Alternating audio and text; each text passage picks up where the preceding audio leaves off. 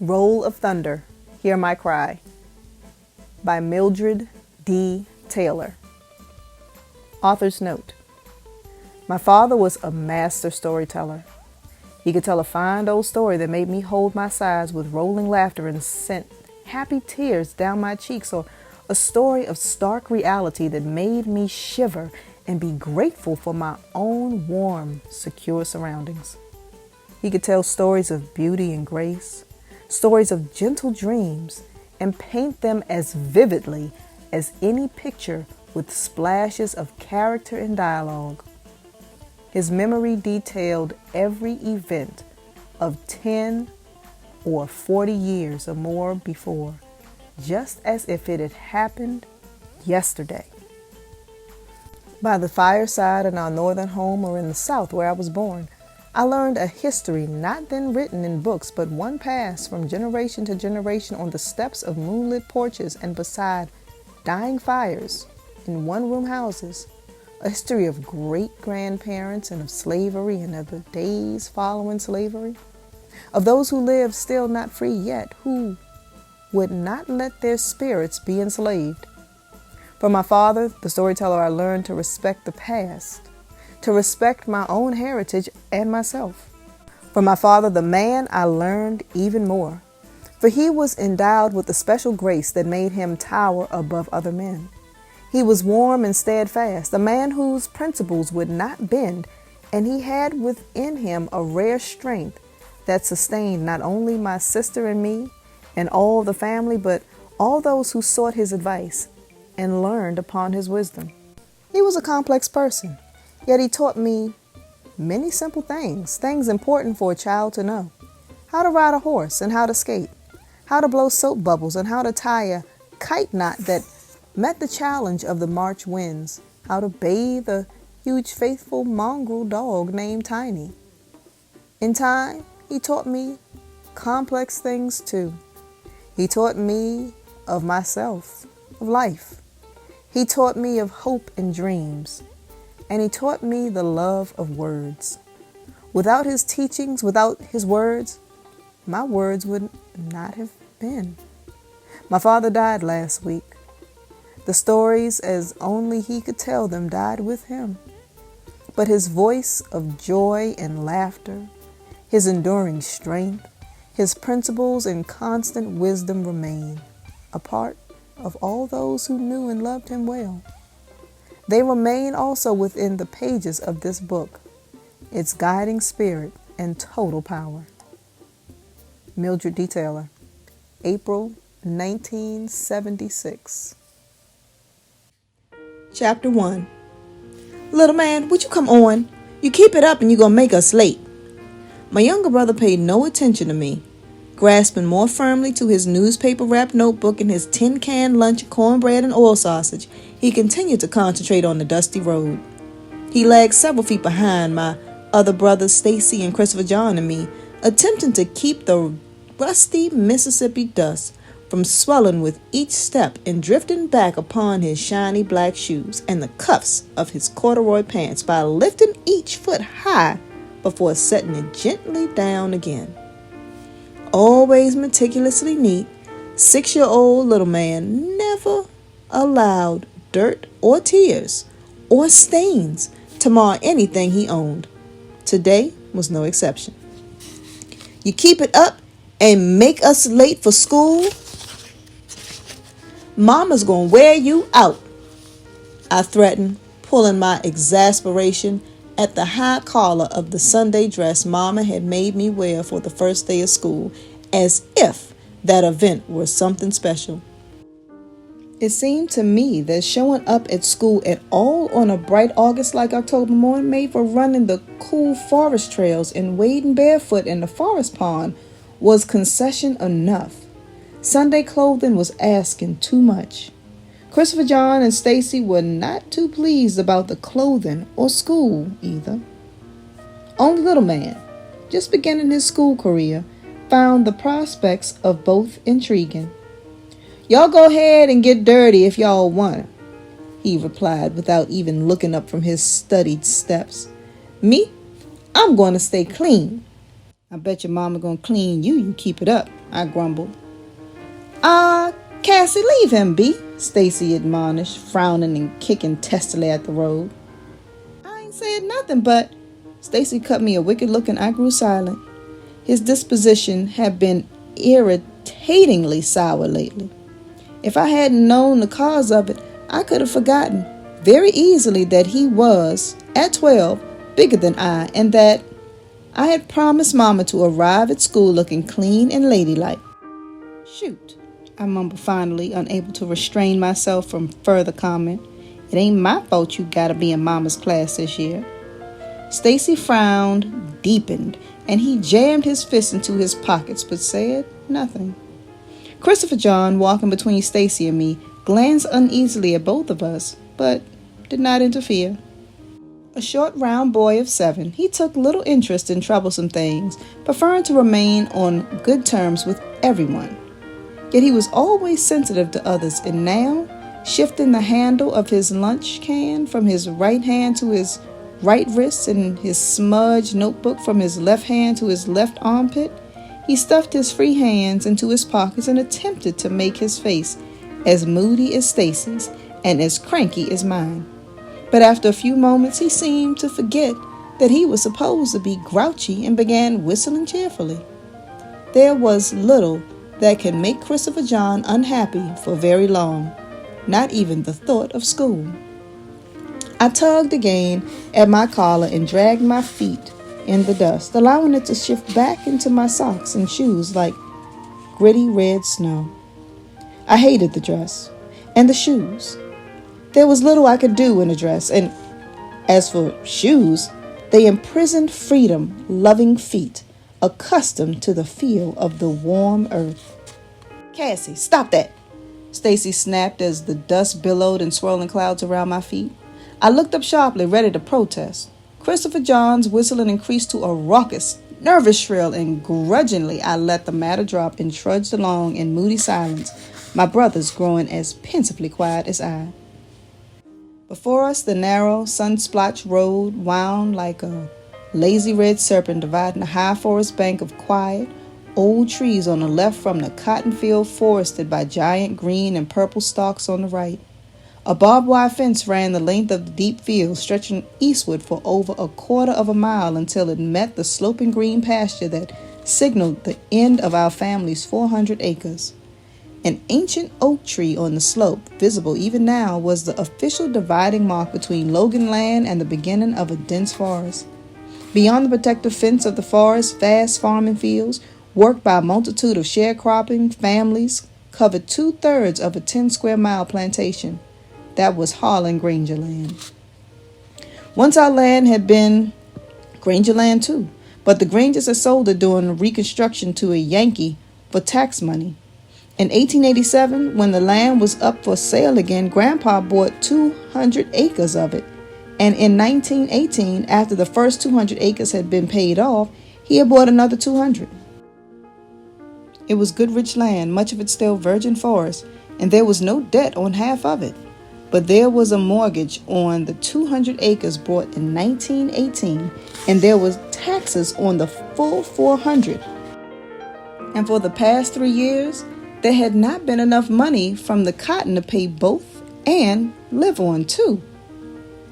That was why Papa had gone to work on the railroad. In 1930, the price of cotton dropped. And so, in the spring of 1931, Papa set out looking for work, going as far north as Memphis and as far south as the Delta country. He had gone west too, into Louisiana. It was there he found work laying track for the railroad. He worked the remainder of the year away from us, not returning until the deep winter when the ground was cold and barren. The following spring, after the planting was finished, he did the same. Now, it was 1933, and Papa was again in Louisiana, laying track. I asked him once why he had to go away, why the land was so important. He took my hand and said in his quiet way, "Look out there, Cassie girl. All that belongs to you. You ain't never had to live on nobody's place but your own, and as long as I live and the family survives, you'll never have to. That's important." You may not understand that now, but one day you will. Then you'll see. I looked at Papa strangely when he said that, for I knew that all the land did not belong to me. Some of it belonged to Stacy, Christopher John, and Little Man, not to mention the part that belonged to Big Ma, Mama, and Uncle Hammer, Papa's older brother who lived in Chicago.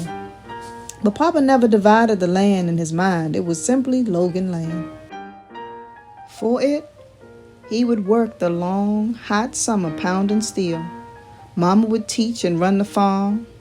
Big Ma, in her 60s, would work like a woman of 20 in the field and keep the house. And the boys and I would wear threadbare clothing washed to dishwasher colors. But always the taxes, the mortgage, would be paid. Papa said that one day I would understand. I wondered. When the fields ended and the Granger forest spanned both sides of the road with long overhanging branches, a tall, emaciated-looking boy popped suddenly from a forest trail and swung a thin arm around Stacy. It was T.J. Avery. His younger brother, Claude, emerged a moment later, smiling weakly as if it pained him to do so. Neither boy had on shoes, and their Sunday clothing, patched and worn, hung loosely upon their frail frames. The Avery family sharecropped on Granger land. "Well," said T.J., jauntily swinging into step with Stacy, "here we go again, starting another school year." "Yeah," sighed Stacy. "Oh, man, don't look so down," T.J. said cheerfully. "Your mama's really one great teacher. I should know." He certainly should. He had failed Mama's class last year and was now returning for a second try. "Shoot, you could say that," exclaimed Stacy. "You don't have to spend all day in the classroom with your mama." "Look at the bright side," said TJ. "Just think of the advantage you got. You'll be learning all sorts of stuff for the rest of us." He smiled slyly.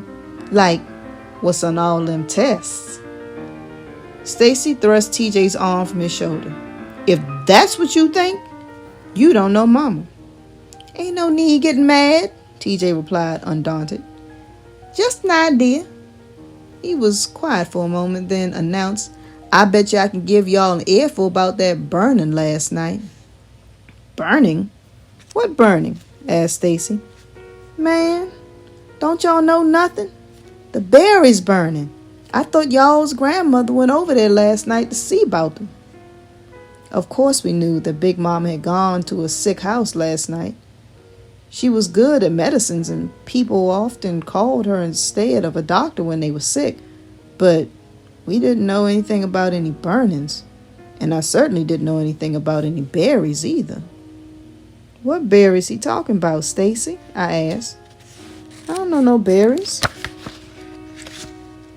They live way over the other side of the Smellings Creek. They come up to church sometimes," said Stacy absently. Then he turned back to TJ. "Mr. Lanyard came by real late and got Big Ma. Said Mr. Berry was low sick and needed her to help nurse him, but he ain't said nothing about no burning." "He's a little sick, all right, 'cause he got burnt near to death. Him and his 2 nephews. And you know who done it?" "Who?" Stacy and I asked together. "Well, since y'all don't seem to know nothing," said TJ in his usually sickening way of nursing a tidbit of information to death, "maybe I ought not tell y'all. It might hurt y'all's little ears." "Oh, boy," I said, "don't start that mess again." I didn't like TJ very much, and his stalling around didn't help. "Come on, TJ," said Stacy. "Out with it." "Well," TJ murmured, then grew silent as if considering whether or not he should talk. We reached the first of 2 crossroads and turned north. Another mile and we would approach the second crossroad and turn east again. "Finally," TJ said. "Okay. See, them berries burning wasn't no accident. Some white men took a match to 'em." You mean just lit 'em up like a piece of wood?" stammered Christopher John, his eyes growing big with disbelief. "But why?" asked Stacy. TJ shrugged. "Don't know why. Just know they done it. That's all. How you know? I questioned suspiciously. He smiled smugly. 'Cause your mama come down on her way to school, talked to my mom about it. She did? Yeah. And you should have seen the way she looked when she come out of that house. How she look? Inquired little man, interested enough to glance up from the road for the first time. TJ looked around grimly and whispered, like death. He waited a moment for his words to be appropriately shocking, but the effect was spoiled by little man, who asked lightly, "What does death look like?" TJ turned in annoyance. Don't he know nothing? Well, what does it look like? Little man demanded to know. He didn't look TJ either. Like my grandfather looked just before they buried him, TJ described all-knowingly. Oh, replied little man, losing interest and concentrating on the road again. I tell you, Stacy man, said TJ morosely, shaking his head. Sometimes I just don't know about that family of yours. Stacy pulled back, considering whether or not TJ's words were offensive, but TJ immediately erased the question by continuing amiably. Don't get me wrong, Stacy. They some real swell kids, but that Cassie about got me whipped this morning. Good, I said. Now how'd she do that? Stacy laughed. You wouldn't be laughing if it happened to you. She up and told your mom about me going up to the Wallerstow dancing room, and Miss Logan told Mama. He eyed me disdainfully, then went on. But don't worry, I got out of it though. When Mama asked me about it, I just said old Claude was always sneaking up there to get some of that free candy Mr. Caleb give out sometimes, and I had to go and get him because I knowed good and well she didn't want us up there. Boy, did he get it, TJ laughed. Mom about wore him out. I stared at quiet Claude. You let him do that? I exclaimed. But Claude only smiled in that sickly way of his, and I knew that he had. He was more afraid of TJ than of his mother. Again, Low Man glanced up and I could see his dislike for TJ growing. Friendly Christopher John glared at TJ and putting his short arm around Claude's shoulder said, Come on, Claude, let's go. On ahead. Then he and Claude hurried up the road away from TJ. Stacy, who generally overlooked TJ's underhanded stunts, shook his head. That was dirty. Well, what'd you expect me to do? I couldn't let her think I was going up there because I like to. Could I? She'd have killed me. And good riddance, I thought, promising myself that if he ever pulled anything like that on me, I would knock his block off. We were nearing the second crossroads where deep gullies lined both sides of the road and a dense forest crept to the very edges of high, jagged, clay-walled banks. Suddenly, Stacy turned. Quick! He cried. Off the roads! Without another word, all of us but Little Man scrambled up the steep right bank into the forest. Get up here, man! Stacy ordered, but Little Man only gazed at the ragged red banks, sparsely covered with scraggly brown briars, and kept on walking. Come on, do like I say. But I'll get my clothes dirty, protested Little Man. You're going to get them a whole lot dirtier you stay down there. Look! Little Man turned around and watched saucer-eyed as a bus bore down on him, spewing clouds of red dust like a huge yellow dragon breathing fire. Little Man headed toward the bank, but it was too steep. He ran frantically alongside the road looking for a foothold, and finding one, hopped into the bank, but not before the bus had sped past, enveloping him in a scarlet haze, while laughing white faces pressed against the bus windows. Little Man shook a threatening fist into the thick air, then looked dismally down at himself. Well, old Little Man done got his Sunday clothes dirty, TJ laughed as we jumped down from the bank. Angry tears welled in Little Man's eyes, but he quickly brushed them away before TJ could see them. Oh, shut up, TJ, Stacy snapped. Yeah, shut up, TJ, I echoed. Come on, man, Stacy said. "And next time do like I tell you." Little man hopped down from the bank. "How's come they did that, Stacy? Huh?" he asked, dusting himself off. "How's come they didn't even stop us?" "'Cause they like to see us run, and it ain't our bus," Stacy said, balling his fists and jamming them tightly into his pockets. "Well, where's our bus?" demanded the little man. "We ain't got one." "Well, why not?" "Yes, Mama," Stacy replied as a tow-headed boy, barefoot and pale, came running down a forest path towards us. The boy quickly caught up and fell in stride with Stacy and TJ. "Hey, Stacy," he said shyly. "Hey, Jeremy," Stacy said. There was an awkward silence. "Y'all just starting school today?" "Yeah," replied Stacy. "I wishing ours was just starting," sighed Jeremy. "Ours been going on since the end of August." Jeremy's eyes were a whitewashed blue, and they seemed to weep when he spoke. "Yeah," said Stacy again. Jeremy kicked the dust briskly and looked toward the north. He was a strange boy. Ever since I had begun school, he had walked with us as far as the crossroads in the morning and met us there in the afternoon. He was often ridiculed by the other children at his school and had shown up more than once with wide, red welts on his arm, which Lillian Jean, his older sister, had revealed with satisfaction were the result of his associating with us. Still, Jeremy continued to meet us. When we reached the crossroads, 3 more children, a girl of 12 or 13 and 2 boys, all looking very much like Jeremy, rushed past. The girl was Lillian Jean. "Jeremy, come on," she said without a backward glance. And Jeremy, smiling sheepishly, waved a timid goodbye and slowly followed her. We stood in the crossing, gazing after them. Jeremy looked back once, but then Lillian Jean yelled shrilly at him, and he did not look back again. They were headed for the Jefferson Davis County School, a long white wooden building looming in the distance. Behind the building was a wide sports field around which were scattered rows of tiered, gray-looking benches.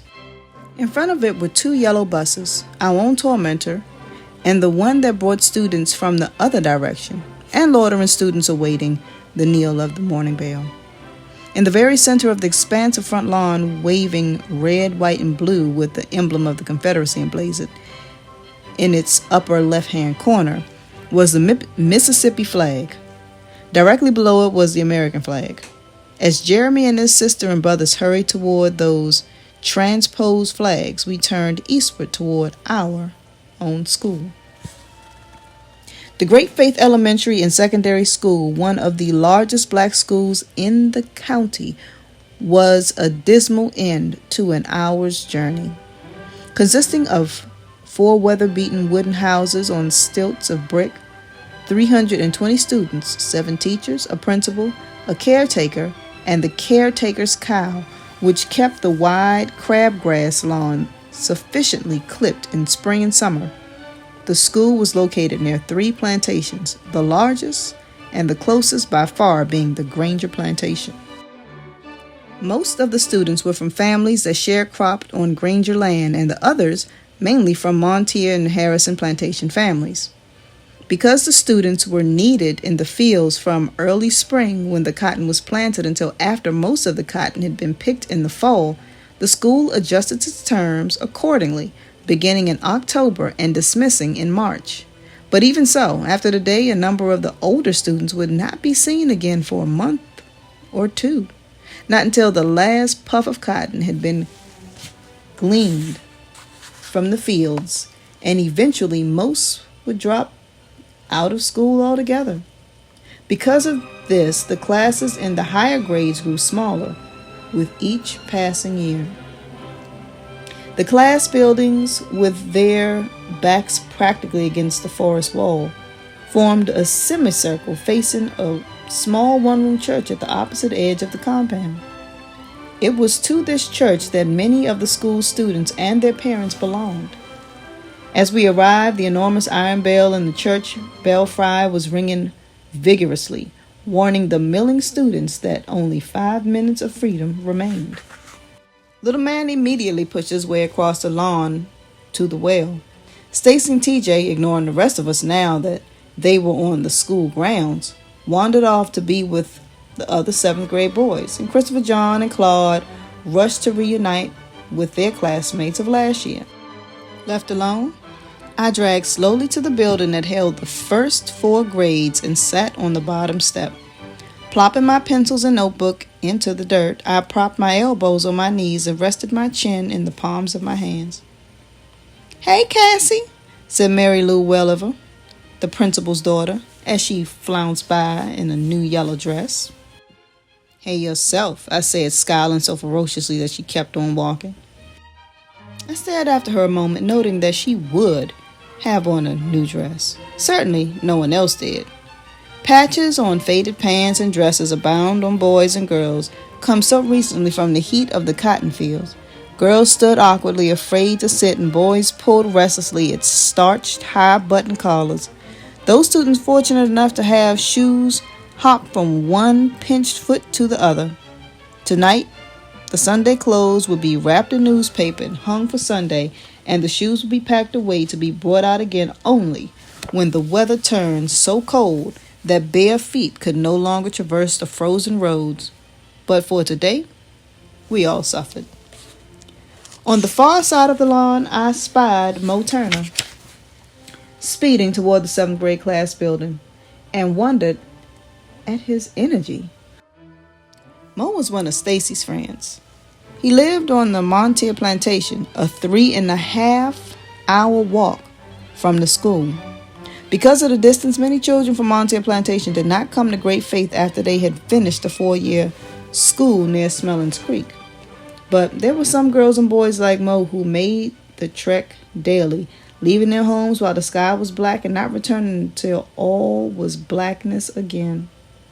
I, for one, was certainly glad that I didn't live that far away. I didn't think my feet would have wanted that badly for me to be educated.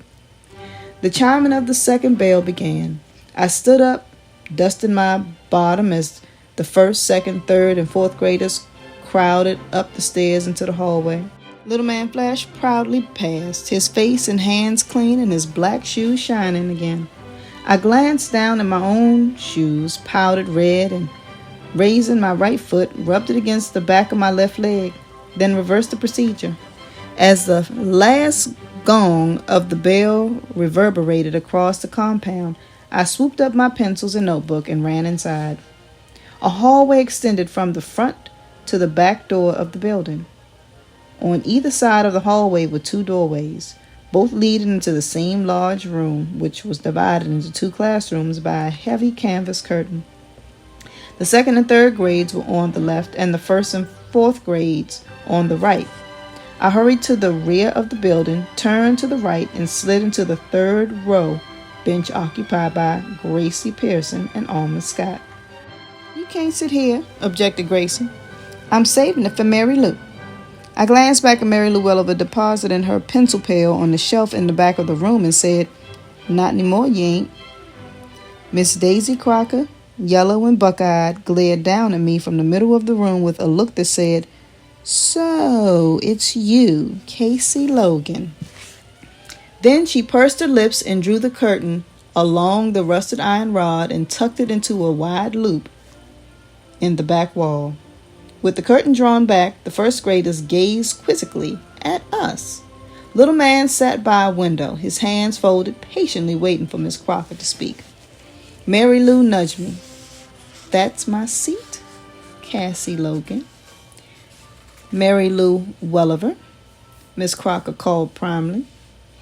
"Have a seat." "Yes, ma'am," said Mary Lou, eyeing me with a look of pure hate before turning away. Miss Crocker walked stiffly to her desk, which was set on a tiny platform and piled high with bulky objects covered by a tarpaulin. She rapped the desk with a ruler, although the room was perfectly still, and said, "Welcome, children, to Great Faith Elementary School." Turning slightly so that she stared squarely at the left side of the room, she continued, "To all of you 4th graders, it's good to have you in my class. I'll be expecting many good and wonderful things from you." Then addressing the right side of the room, she said, and to all of our little first grade friends only today starting on the road to knowledge and education. May your tiny feet find the pathways of learning steady and forever before you. Already bored, I stretched my right arm on the desk and rested my head in my upraised hand. Miss Crocker smiled mechanically, then rapped on her desk again. "Now, little ones," she said, still talking to the first grade. "Your teacher, Miss Davis, has been held up in Jackson for a few days, so I have the pleasure of sprinkling your little minds with the first rays of knowledge." She beamed down upon them as if she expected to be applauded for this bit of news. Then, with the swoop of her large eyes to include the fourth graders, she went on. "Now, since there's only one of me, we shall have to sacrifice for the next few days. We shall work, work, work, but we shall have to work like little Christian boys and girls and share, share, share. Now, are we willing to do that?" "Yes'm, Miss Crocker," the children chorused, but I remained silent. I never did approve of group responses. Adjusting my head in my hand, I sighed heavily, my mind on the burning of the berries. "Cassie Logan?" I looked up startled. "Cassie Logan." "Yes, ma'am." I jumped up quickly to face Miss Crocker. "Aren't you willing to work and share?" "Yes'm." "Then say so." "Yes'm," I murmured, sliding back into my seat as Mary Lou, Gracie, and Alma giggled. Here it was only 5 minutes in the new school year, and already I was in trouble. By 10 o'clock, Miss Crocker had rearranged our seating and written our names on her seating chart. I was still sitting beside Gracie and Alma, but we had been moved from the third to the first row in front of a small pot-bellied stove. Although being eyeball to eyeball with Miss Crocker was nothing to look forward to, the prospect of being warm once the cold weather set in was nothing to be sneezed at either. So I resolved to make the best of my rather dubious position. Now Miss Crocker made a startling announcement. This year we would all have books. Everyone gasped, for most of the students had never held a book at all beside the family Bible. I admit that even I was somewhat excited. Although Mama had several books, I'd never had one of my very own. "Now, we're very fortunate to get these readers," Miss Crocker explained while we eagerly awaited the unveiling. "The county superintendent of schools himself brought these books down here for our use, and we must take extra good care of them." She moved toward her desk. "So let's all promise that we'll take the best care possible of these new books." She stared down, expecting our response. "All right. All together, let's repeat. We promise to take good care of our books." She looked sharply at me as she spoke. "We promise to take good care of our books." "Fine." Miss Crocker beamed and proudly threw back the tarpaulin. Sitting so close to the desk, I could see that the covers of the books, a motley red, were badly worn and that the gray edges of the pages had been marred by pencils, crayons, and ink. My anticipation at having my own book ebbed to a sinking disappointment. But Miss Crocker continued to beam as she called each fourth grader to her desk and, recording a number in her roll book, handed him or her a book. As I returned from my trip to her desk, I noticed the first graders anxiously watching the disappearing pile. Miss Crocker must have noticed them too, for as I sat down, she said, "Don't worry, little ones. There are plenty of readers for you too. See, they're on Miss Davis's desk."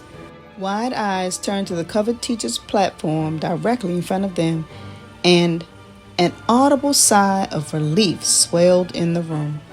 I glanced across the little man, his face lit in eager excitement.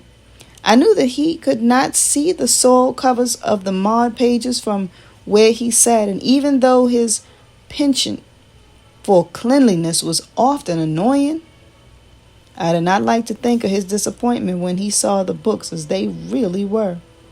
But there was nothing that I could do about it. So I opened my book to its center and began browsing through the spotted pages. Girls with blonde braids and boys with blue eyes stared up at me. I found a story about a boy and his dog lost in a cave and began reading while Miss Crocker's voice droned on monotonously. Suddenly I grew conscious of a break in that monotonous tone and I looked up. Miss Crocker was sitting at Miss Davis' desk with the first grade books stacked before her, staring fiercely down at Little Man who was pushing a book back upon the desk. "What's that you said, Clayton Chester Logan?" she asked. The room became gravely silent. Everyone knew that Little Man was in big trouble, for no one ever called Little Man Clayton Chester unless she or he meant serious business. Little Man knew this too. His lips parted slightly as he took his hands from the book. He quivered, but he didn't take his eyes from Miss Crocker. I said, "May I have another book, please, ma'am?" he squeaked. "That one's dirty." "Dirty?" Miss Crocker echoed, appalled by such temerity. She stood up, gazed down upon Little Man like a bony giant, but Little Man raised his head and continued to look into her eyes. "Dirty? And just who do you think you are, Clayton Chester? Here the county is giving us these wonderful books during these hard times, and you're going to stand there and tell me that the book's too dirty?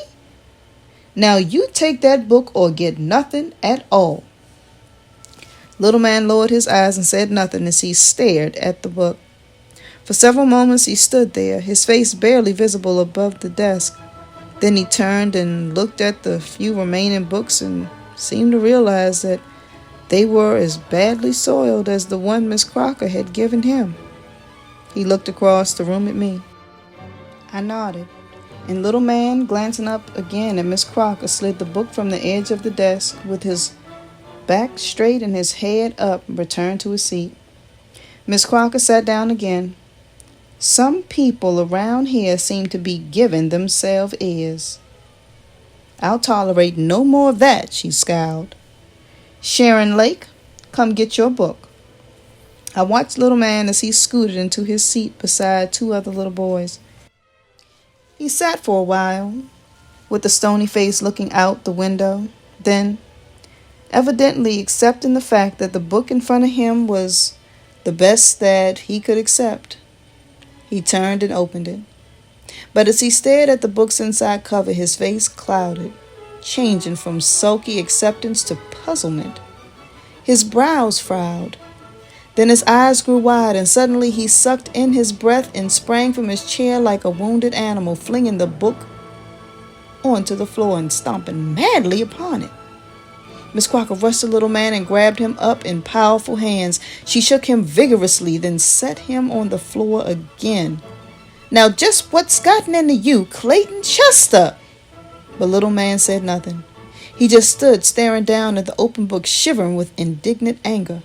"Pick it up," she ordered. "No," defied Little Man. "No, I'll give you 10 seconds to pick that book, boy, or I'm going to get my switch." Little Man bit his lower lip, and I knew he was not going to pick up the book. Rapidly, I turned to the inside cover of my own book and saw immediately what made Little Man so furious. Stamped on the inside cover was a chart which read, "Property of the Board of Education, Spokane County, Mississippi, September 1922. Chronological issuance. First, date of issuance, September 1922. Condition of book, new. Race of student, white. Chronological issuance 2, September 1923. Condition of book, excellent. Race of student, white. Third issuance, September 1924. Condition of book, excellent. Race of student, white. Fourth chronological issuance. Date of issuance, September 1925. Condition of book, very good. Race of student, white. Fifth issuance, September 1926. Condition of book, good. Race of student, white. Sixth issuance. Date of issuance, September 1927. Condition of book, good. Race of student, white. Seventh issuance. Date, September 1928. Condition of book, average. Race of student, white. Eighth issuance. Date, September 1929. Book condition, average. Race of student, white. Ninth issuance. Date, September 1930. Condition of book, average. Race of student, white. 10th issuance. Date, September 1931. Condition of book, poor. Race of student, white. 11th issuance, September 1932. Condition of book, poor. Race of student, white. 12th issuance. Date, September 1933. Condition of book, very poor. Race of student, Negro. The blank lines continued down to 20, and I knew that they had all been reserved for black students. A knot of anger swelled in my throat and held there. But as Miss Crocker directed the little man to bend over the whipping chair, I put aside my anger and jumped up. "Miss Crocker, don't, please," I cried. Miss Crocker's dark eyes warned me not to say another word. "I know why he done it." "You want part of the switch, Cassie?" "No," I said hastily. "I just want to tell you how come little man done what he done." "Sit down," she ordered as I hurried toward her with the open book in my hand. Holding the book up to her, I said, "See, Miss Crocker, see what it says? They give us these old books when they don't want them no more." She regarded me impatiently, but did not look at the book. "Now how could he know what it says? He can't read." "Yes'm, he can. He's been reading since he was 4. He can't read all them big words, but he can read them columns. See what's in the last row? Please look, Miss Crocker." This time Miss Crocker did look, but her face did not change. Then holding up her head, she gazed unblinkingly down at me. "So see what they called us?" I said, afraid she had not seen. "That's what you are," she said coldly. "Now go sit down." I shook my head, realizing now that Miss Crocker did not even know what I was talking about. She had looked at the page and had understood nothing. "I said sit down, Cassie." I started slowly toward my desk, but as the hickory stick sliced the tense air, I turned back around. "Miss Crocker," I said, "I don't want my book neither." The switch landed hard upon little man's unturned bottom. Miss Crocker looked questioningly at me as I reached up to her desk and placed the book upon it. Then she swung the switch 5 more times, and discovering that little man had no intention of crying, ordered him up. "All right, Cassie," she sighed, turning to me. "Come on and get yours." By the end of the school day, I decided I would tell Mama everything before Miss Crocker had a chance to do so. From 9 years of trial and error, I learned that punishment was always less severe when I poured out the whole truth to Mama on my own before she had heard anything from anyone else. I knew that Miss Crocker had not spoken to Mama during lunch period, for she had spent the whole hour in the classroom preparing for the afternoon lesson. Session. As soon as class was dismissed, I sped from the room, weaving a path through throngs of students happy to be free. But before I could reach the 7th grade class building, I had the misfortune to collide with Mary Lou's father, Mr. Welliver, looked down upon me with surprise that I would actually bump into him, then proceeded to lecture me on the virtues of watching where one was going. Meanwhile, Miss Crocker briskly crossed the lawn to Mama's class building. By the time I escaped Mr. Welliver, she had already disappeared into the darkness of the hallway. Mama's classroom was in the back. I crept silently along the quiet hall and peeped cautiously into the open doorway. Mama, pushing a strand of her long, crinkly hair back into the chignon at the base of her slender neck, was seated at her desk watching Miss Crocker thrust a book before her. "Just look at that, Mary," Miss Crocker said, thumping the book twice at her forefinger. "A perfectly good book ruined. Look at that broken binding and those footmarks all over it." Mama did not speak as she studied the book. "And here's the one Cassie wouldn't take," she said, placing the second book on Mama's desk with an outraged slam. "At least she didn't have a tantrum and stomp all over hers.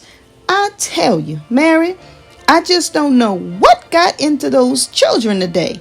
I always knew Cassie was rather high-strung, but little man, he's always such a perfect little gentleman."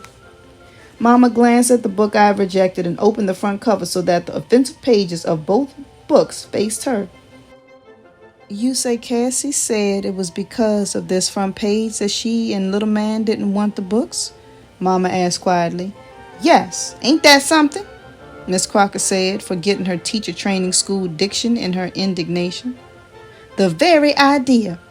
That's on all the books, and why they got so upset about it, I'll never know." "You punished them?" asked Mama, glancing up at Miss Crocker. "Well, I certainly did. Whipped both of them good with my hickory stick. Wouldn't you have?" When Mama did not reply, she added defensively, "I had perfect right to." "Of course you did, Daisy," Mama said, turning back to the books again. "They disobeyed you." But her tone was so quiet and non-committal that I knew Miss Crocker was not satisfied with her reaction. "Well, I thought you would have wanted to know, Mary, in case you wanted to give them a piece of your mind also." Mama smiled up at Miss Crocker and said rather absently, "Yes, of course, Daisy. Thank you." Then she opened her desk drawer and pulled out some paper, a pair of scissors, and a small brown bottle. Miss Crocker, dismayed by Mama's seeming unconcern for the seriousness of the matter, thrust her shoulders back and began moving away from the desk. "You understand that if they don't have those books to study from, I'll have to fail them in both reading and composition, since I plan to base all my lessons around—" She stopped abruptly and stared in amazement at Mama. "Mary, what in the world are you doing?" Mama did not answer. She had trimmed the paper to the size of the books and was now dipping a gray-looking glue from the brown bottle onto the inside cover of one of the books. Then she took the paper and placed it over the glue. "Mary Logan, do you know what you're doing? That book belongs to the county. If somebody from the superintendent's office ever comes down here and sees that book, you'll be in real trouble." Mama laughed and picked up the other book. "In the first place, no one cares enough to come down here. And in the second place, if anyone should come, maybe he should see all the things we need. Current books for all our subjects, not just somebody's old throwaways. Desks, paper, blackboards, erasers, maps, chalk." Her voice trailed off as she glued the second book. "Bite in the hand that feeds you. That's what you're doing, Mary Logan. Bite in the hand that feeds you." Again, Mama laughed. "If that's the case, Daisy, I don't think I need that little bit of food." With the second book finished, she stared at a small pile of 7th grade books on her desk. "Well, I just think you're spoiling those children, Mary. They've got to learn how things are sometimes." "Maybe so," said Mama, "but that doesn't mean they have to accept them. And maybe we don't either." Miss Crocker gazed suspiciously at Mama. Although Mama had been a teacher at Great Faith for 14 years, ever since she'd graduated from the Crandon Teacher Training School at 19, she was still considered by many of the teachers as a disrupting maverick. Her ideas were always a bit too radical and her statement a bit too pointed. The fact that she had not grown up in Spokane County but in the Delta made her even more suspect, and the more traditional thinkers like Miss Crocker were wary of her. Well, if anyone ever does come from the county and sees Cassie and Little Man's books messed up like that, she says, I certainly won't accept the responsibility for them. It will be easy enough for anyone to see whose responsibility it is, Daisy, by opening any 7th grade book, because tomorrow I'm going to be messing them up too. Miss Crocker, finding nothing else to say, turned imperiously and headed for the door. I dashed across the hall and waited her exit, then crept back. Mama remained at her desk, sitting very still. For a long time she did not move. When she did, she picked up one of the 7th grade books and began to glue again. I wanted to go and help her, but something warned me that now was not the time to make my presence known, and I left. I would wait until the evening to talk to her. There was no rush now. She understood.